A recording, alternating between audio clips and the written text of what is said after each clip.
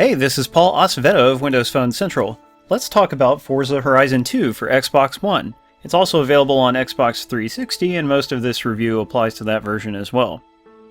As you'll know if you played the demo, Forza Horizon 2 starts out with kind of a lengthy, unskippable intro, which tells you about the Horizon Festival, which is what the game is set around.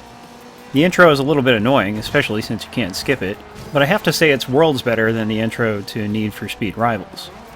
Anyway, at the start of the game, you choose from one of 3 cars, and then you are going to enter the Horizon Festival. To do that, you progress through a series of championships. There are over 160 championships to compete in, but you only have to beat 15 to unlock the Horizon Finale, which is the end of the game. These championships take place all over a miniature version of Europe. They encompass a wide variety of events and race types. For instance, there are traditional street races in which you have to complete a certain number of laps. You have checkpoint races where you have to pass through a certain number of checkpoints. There's off-road races in which you'll drive across dirt, bushes, water, all kinds of things. Those are really interesting and fun. Cross-country races which involve both driving on the street and off-road. Speed trap races where you have to hit a target speed limit or maintain a target speed limit. There's also a set of races called bucket lists in which you have to drive a specific car, and these bucket list races are super tough. I spent like 45 minutes on one yesterday and couldn't beat it. Hopefully I can get it next time I go back to it. And then the most exciting type of race is the showcase. There are several showcases, and these involve racing against things that are not cars, and yeah, that is pretty rad. Once you select a championship, the races that make up that championship, which is like 4 races, will appear on your map, and you can complete them in any order you want, or you can just drive around looking for collectibles. There's a bunch of different collectibles like barns, which contain unlockable cars in them, signs that will give you XP or discounts on fast traveling, which is an option, and some other stuff to find. The exploration is actually really fun, and a lot of the collectibles will appear on your map, so it's not too hopeless to find them. Besides completing the championships and looking for things, you also have a couple of progression systems. There's leveling up, which basically just shows how long you've been playing, because every time you win a race, you gain some experience and eventually you'll level up. Leveling up does reward you with a spin of the prize wheel, which has prizes like credits and even cars. I've won a couple of cars so far. You can also unlock perks. To do that, you have to earn skill points as you race, and skill points work just like kudos in Project Gotham. You get skill points for different things, like a clean start where you don't hit anyone, for near misses, for drifting.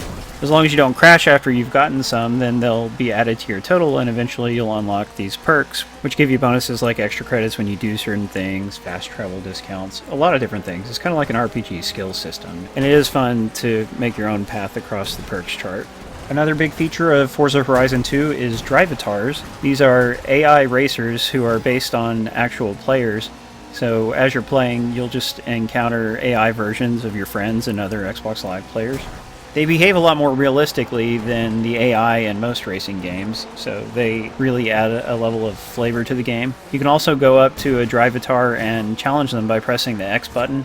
If you do that, you'll engage in a one-on-one race with them, but the rewards are completely paltry, so it's just not even worth it.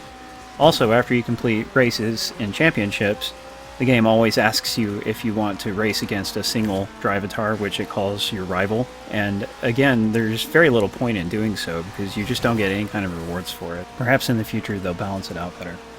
Another cool feature of the game is Anna, who is your voice-controlled GPS. If you are using a Kinect, then you can actually give her voice commands. You say, Anna, then you speak these different commands to her, which will allow you to choose the next race you want to do and things like that. If you don't have a Kinect, you would just pick the next race on a map. And also, Anna will tell you when to turn after you've charted a course, and she'll do that with or without a Kinect. Forza Horizon 2 has a massive single-player game, but it also has great online features. To play online with others, you can select from either online road trip or online free roam. With online road trips, you'll have to drive from destination to destination with up to 12 players, and once you reach the destination, then you'll compete in different events, which can either be races or unique multiplayer game types like Infection, in which you have to tag somebody else and infect them. Then there's online free roam, which just allows everyone to drive around and do whatever they want. Somebody can initiate a race, but you don't actually have to join them for the race. They can just race off on their own while you do your own thing. And Online Free Roam also adds co-op bucket list challenges, which are races that allow you to work together with a friend, and that's really cool as well. Another online feature is car meets. You actually encounter these when you're playing single player. You drive up to a car meet. It's a place where you can meet other players who are also visiting the car meet. You can just look at everybody's cars and you can choose to buy that exact same car or the paint job or the tuning setup. And while you're doing that, everybody can chat with each other. Then you can also choose to start a showdown race in which everyone can choose to join in or not join in. So it's a cool different little kind of matchmaking, just one-off events that you choose to do right then and there. Forza Horizon 2 also supports clubs, which are like clans.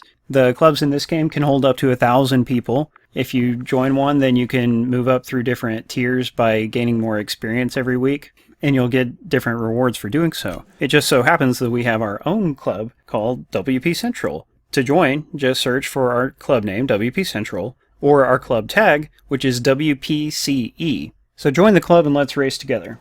Forza Horizon 2 is the best looking Xbox One game I've seen so far. It's absolutely beautiful.